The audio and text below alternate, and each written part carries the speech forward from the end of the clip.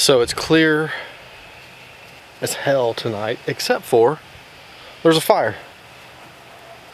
And I'm just hoping somebody puts it out, because I swear I can't catch a break.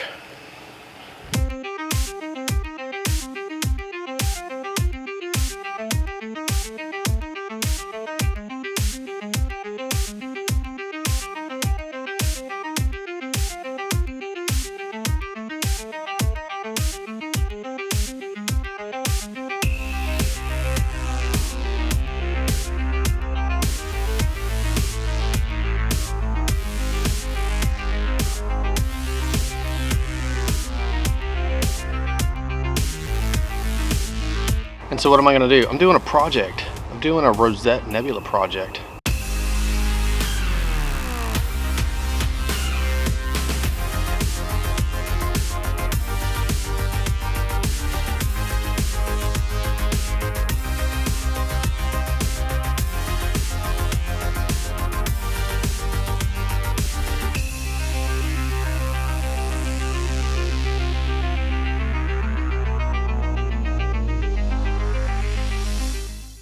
So last night though, I shot 100 subs at 3 minutes at ISO 800 with the Optolong Lpro. So what I'm doing is I'm gonna take the data from the Optolong Lpro and I'm gonna blend it with tonight's data, which is going to be from the Optolong L-Enhance. I'm going to pull out the red channel and use that as a hydrogen alpha image set to blend in with the color data to get some of that star. So something I've never done at all. It sounded like I've said that before. Anyway, so let's do some initial setup. We don't have much to do tonight because pretty much already set up. Just gotta get some things plugged in and get the laptop fired up. So it is January 21st. And we're having like unseasonably cold weather.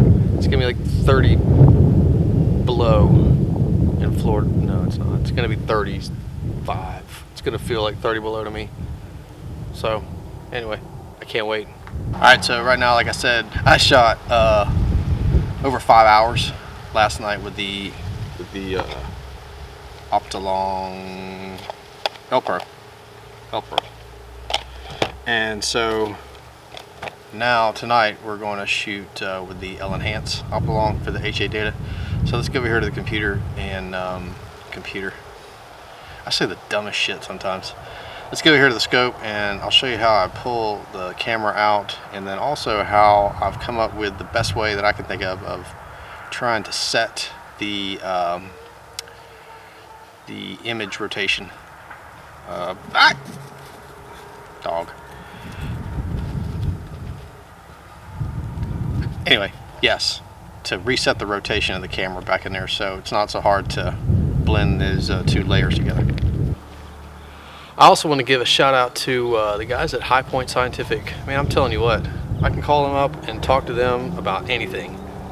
They listen, they're responsive, and they're all astrophotographers and amateur astrophotographers just like we are, and they definitely have helped me out. I've got just about all of my purchases have come from High Point Scientific, including the ASI 294 MC Pro, which is coming in March. So can't wait to show you guys that camera and see what that thing's capable of. So yeah, High Point Scientific, definitely check them out. Okay, so I can't be in the frame, but I'm not sure if you see this, but right here I've got a mark. And when I twist this helical lock, I want this mark and this mark to line up. On the flattener reducer, I have another mark which matches a mark back on here. So really, when you have a helical lock like this, you really need to get 2 points set, because if I just marked it here, then I could tighten it up even more and get it out of rotation. The other thing that this Mead has is it has a big rotator lock up here, which you see I've got marked with tape. That's if you get, I think if you get the camera in and then you get a sub in and you don't like the sub, then you can rotate it here. So basically what I'll do is slide it in. Let's unlock it so it goes all the way in. So you see I'm going to rotate the lock around to line them up. With those two marks lined up, I'm going to move the camera around and until these two marks line up. So I'm lined up from the helical lock to this set ring. I'm lined up from the flattener reducer to the helical lock, and this hasn't changed. So theoretically, I should be pretty close each time and not 5 degrees off. Also, something else I want to show you. I'm not sure if you can see this or not, but this is the flattener reducer. With this 80 millimeter, it comes with this ring. It says 480 millimeter APO right here. Just trust me, it does. But when this piece screws into this piece, I still got some elongated stars towards the edge. So I found a spacer ring off of one of my little black bits and pieces drawer, and it's probably about 1.5 millimeters. I put that in there. Nice crisp stars all the way to the edge now. Okay, so let's let it get dark. Still got a ways to go, but I am super ready. And we'll go over to the computer screen and I'll show you everything set up, and we'll get to see some subs from the Optolong L-Enhance and how that all shakes out. Alright, it has finally gotten dark, and we're going to open up SharpCap and get some polar alignment going on. I don't even take the time anymore to look through the polar finder scope in the mount. That's better. I have these little blocks on the ground that I just put the tripod up at the same time, and it just kind of sorts itself out and gets me close. So we're going here to camera tab. I choose the 120 MC. Let's minimize that down to 50%. I'll move that up to camera disconnected. 2 seconds there. A pretty good star feel. Bump our gain up just a little bit. We're at 2.1 seconds. So go to the Tools tab and go to Polar Align. And next. I'm just gonna wait for it to get darker. It could be this light affecting. I may have to shut it off. So basically, it is solve the night sky pattern here towards Polaris. We're gonna click the next button. This is a rotate the axis, RA-axis about 90 degrees. So we just did that by unlocking the clutch and rotating it manually. So click next, and look at that. Man, I've never ever got that before. Let's merge that in there. Dang. Oh, I know why, because I didn't ever tear down my gear. I was like, wow. I left it set up all day long. So zooming in is great, but then you lose it. So where'd it go? Let's zoom back out. So I don't know why, but it hops way over there sometimes, which is a little bizarre. So we're going to adjust the latitude bolt to get that to go down. So we're just raising that up, almost there, super close now. Now I'm just adjusting the azimuth bolts to kind of get it over to the right a little bit, or to the left. And I got it zoomed in at 175%, which really helps see what the heck's going on. So 0.04, 0.01, that's pretty badass. That's pretty good. So let's close SharpCap down. That's about all I use it for. I was just trying to take some darks there while I was waiting on things to get darker. So basically what we're going to do is we're going to shoot the Rosette Nebula in hydrogen alpha tonight. Try to get some time on that using some 5-minute subs at ISO 800. A longer sub than we did last night with the Optolong L-Pro.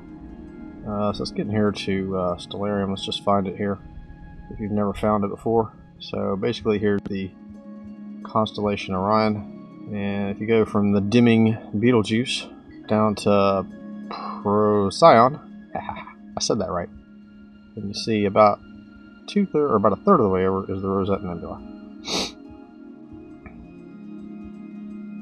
And this is the star pattern that you want to look for. It's kind of almost like a little box if you're having a star hunt. These bright triangles over here. So really quick we can go into last night's subs. Go to the local disk, APT images, camera 1, And we're going to go 120. Scroll down through all these subs. And starting off last night, it was shooting in the teeth of the city glow. So let's open this one up and take a look. See what we can see. So there you see the little box, and this little kind of triangle over here. And even in that 3-minute sub with a color filter, a broadband filter, you can really start seeing the rosette popping up here. So let's go back over here to APT. Let's go into gear. And first thing I want to do is I have to refocus. So what I like to do is choose a medium star to focus on. Doesn't really matter in the vicinity of anywhere, just one. So the star that I've been using here lately, just because of the time of year, is Capella. So we go to Objects, go to Stars, go down here to Capella, and click OK. And we're going to unpark the scope, and then hit Go To. Basically, I'm pointing at Capella now, and I'm going to hit Point Craft, Objects, Capella is the object we want to solve, and we want to center it, Capella, and make sure that our camera is at bulb. Let's bump that up to 1600 and hit Go To plus plus. Man, it is freaking cold out here. I've got in the settings here, I've got the exposure length set at 20 seconds. Exposure started. It's typically okay with the L-Enhance. Let's see how it does. Exposure finished. Let's see what kind of star field we get. Hey, and you know what? We're going to get nothing because we have the lens cap on. I had the lens cap on, baby. Yeah, I'm dumb. So now it's trying to solve a black sky. See how it does. If it can solve it now, this program is badass. So I've noticed, you see here where it says status solving. I guess this is another good thing to see. It's at 34 seconds, 35 seconds. I've got it set to 120 seconds. If you try to close it down before then, the whole program locks up. So it's best to just ride it out. Let it do its thing. Taking the lens cap off, let's hit Go To plus plus again. And try that one more time. We're bound to get more stars now. Oh, God, my hands. There you go. That looks a lot better. It's all a success. Wow, that thing was way off. So basically, APT is taking over control of my mount and is slewing to Capella so that I can... Exposure started. And with the L-Enhance filter, because it's cutting out so much light, I typically can't focus in live view like I can with the L-Pro or a broadband filter. Typically that lets in so much light that I can... Exposure finished. What can I do? Oh, I can focus in live view. Ooh, we're getting close. But with the L-Enhance, I typically have to take some images and then adjust focus. This is crazy. Alright, thing's dead on. Go to plus plus finished. Plus plus finish. So when that happens, you want to make sure that you come over here to your gear tab and you hit the sync button. And that really helps you when you slew to your next target. It syncs that coordinate in there. So right now, let's get that batten off mask put on, and let's check our focus. All right, so the batten off mask is on. Zoom in one more time, and yeah. So what I did off camera was I just undid the focus lock. I'm going to use the 10:1 focus knob to move it in, and I can kind of see but I'm pretty close. But I think with this filter, I want to take an image. So let's go here to camera. Let's do a 4-second image. We're going to do it at ISO 1600. Just click shoot. Cool. So what we do is we go over to the image tab, go to last taken, which is right here. And when you hover over this one and you right click on it, bam, it magnifies it. It magnifies it. it's been magnified, and that's pretty damn good. I'm gonna live with that focus right there. So I'm gonna lock down the focus lock. Focus lock is locked. And come back over here, live view. Hit it one more time. Zoom in. Zoom in again. Pretty good. Good deal. Alright, so very, very essential. Take the batten off mask off. Alright, so now let's come back in here to our gear tab. And let's go to objects. Deep sky. We can type in Rosette. R-O-S-E-T-T-E. Search. There it is right there. Click OK. So that's put it into, you see it's drawn a circle of basically the field of view of the Rosette Nebula for me. Then let's hit go to. So it's pretty low in the horizon.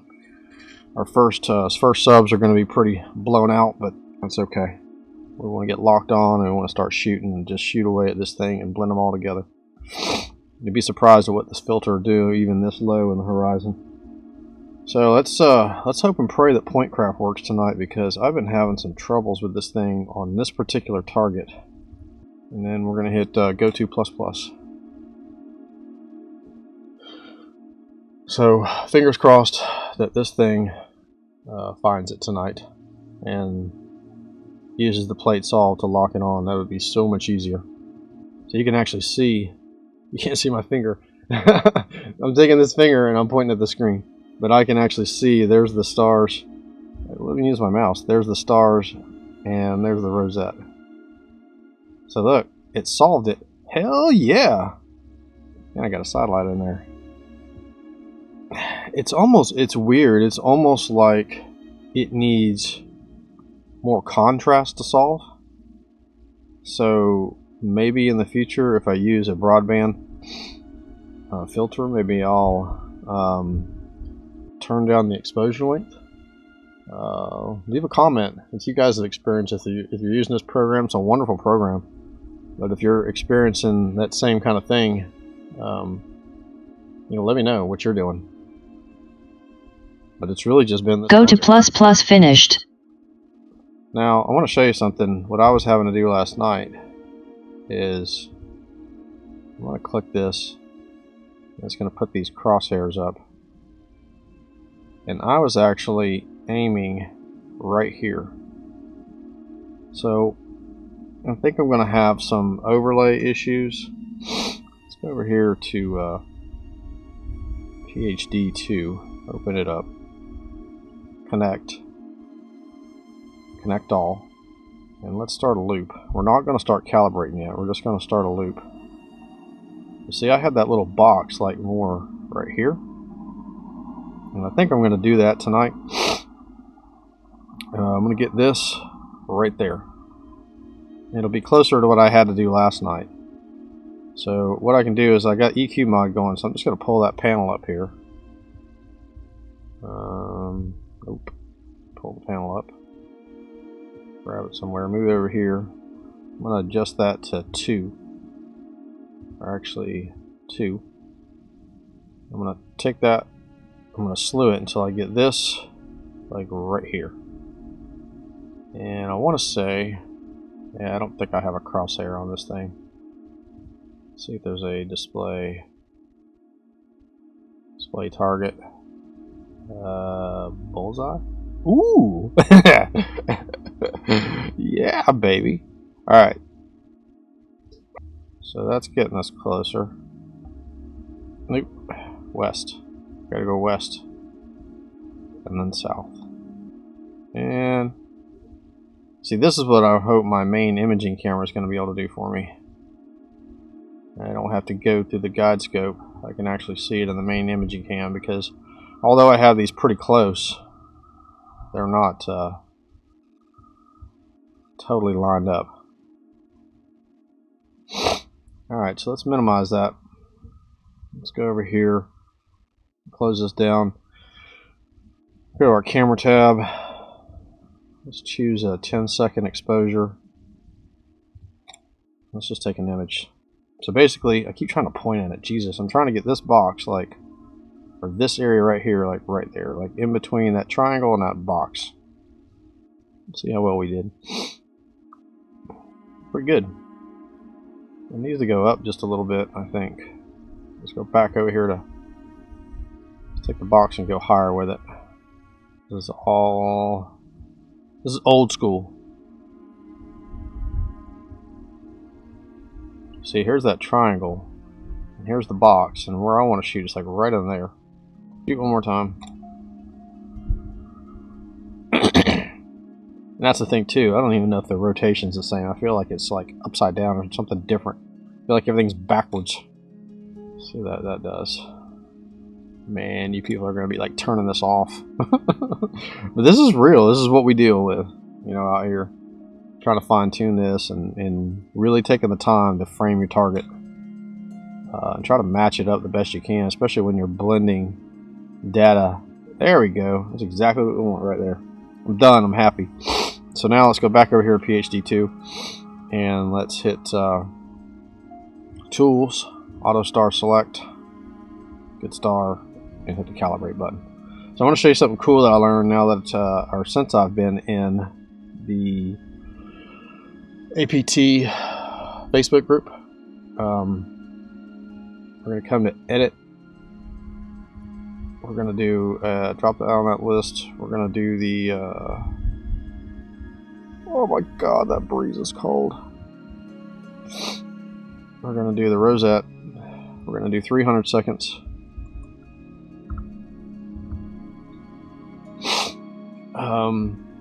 ISO 800. We're going to pause a second. And we're going to do 50 of them. That's going to be a good data set. So check this out. Down here in Script Command, if you click on this, you get a drop-down list. And when you do that, I didn't show you, but I really wanted to show you. If you're doing a target and let's say you want to set the alarm and go to bed like I did, and it's starting off in the east, and there's a danger of your OTA or your camera hitting the tripod, and you want to make sure, how long do I have before it does? Let me set the alarm.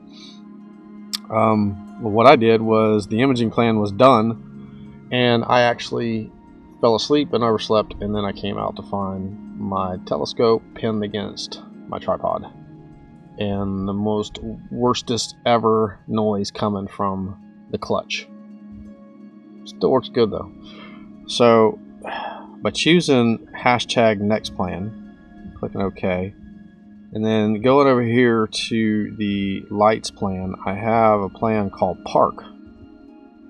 And Park is no exposure. You have to pick an ISO. It's nothing, nothing, nothing. You see it's all ones. 1 second exposure. And then after that, it parks the scope. So if I go back in here to my Rosette, where's it at? I pick it.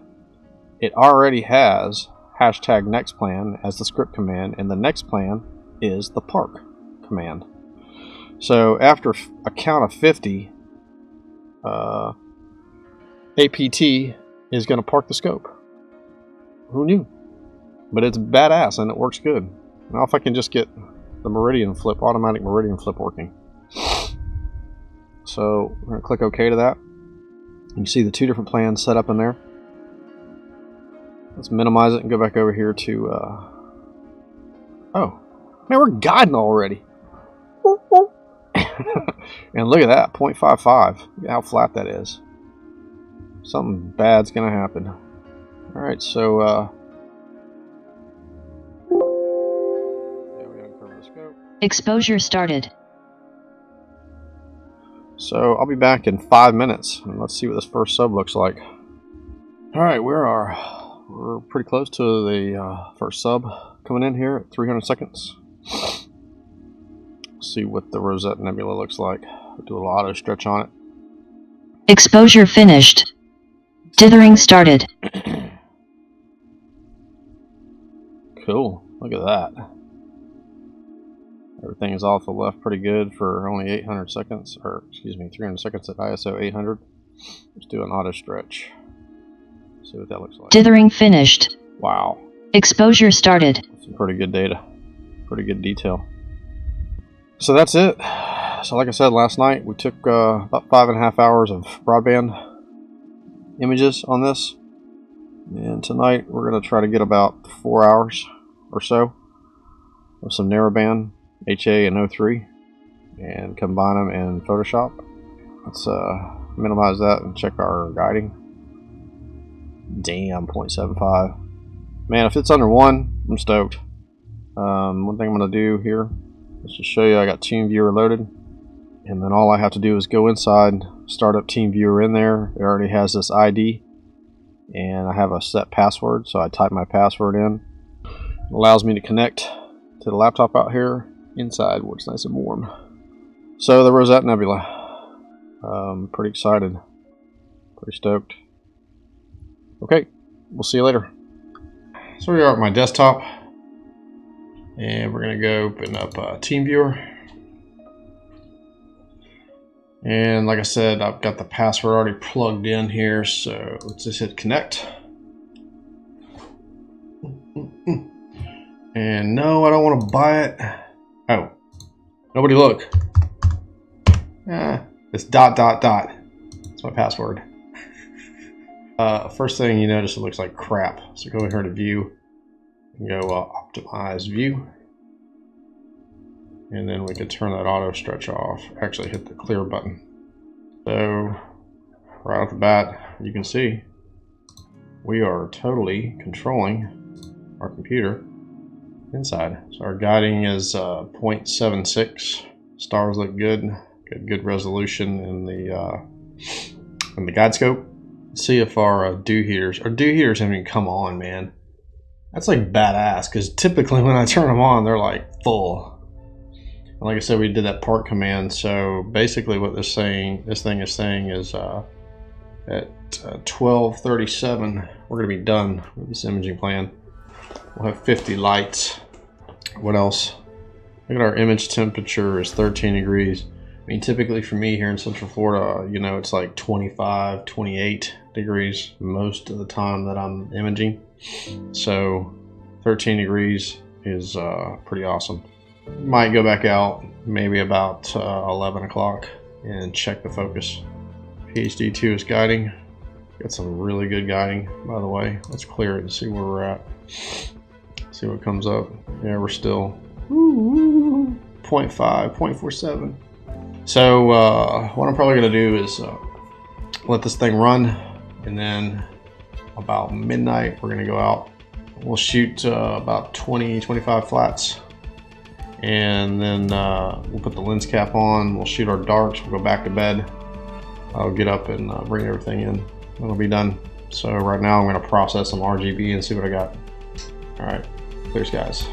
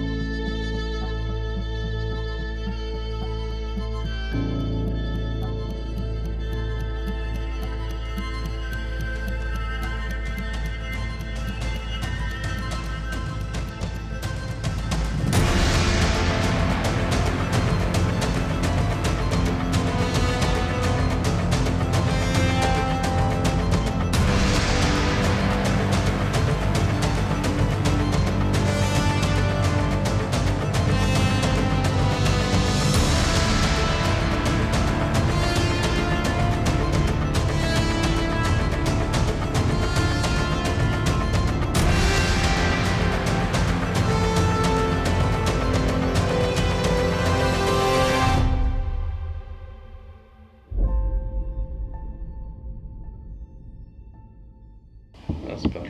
You shooting the Rosetta, Daddy? Rosetta. Rosetta!